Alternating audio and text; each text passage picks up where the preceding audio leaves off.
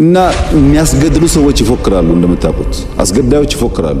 የተፈናቀሉ ሰዎች መመለስን በሚመለከት 100% ዝግጁ ነን። እኛ 100% ነበርን ነን።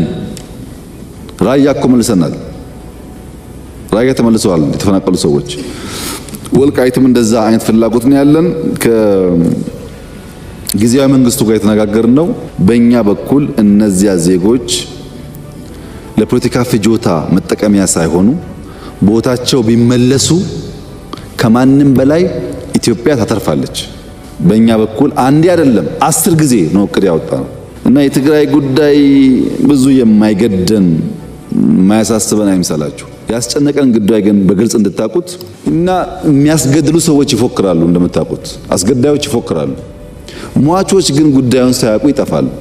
ያ እንዳይፈጠር ነው ማክሲመም ትግስት የምናደርገው ማክሲመም እንጂ ትግራይ ውስጥ ሊመጣ የሚገባው ልማት ሊሰራ የሚገባው ስራ በበቂ ተሰርቷል ብለን አናምንም እኛ እንጂ የሚደረጉ ሙከራዎች አንኮንስቲቱሽናል ልምምዶች እንዳሉ ስለማናቅ አይደለም።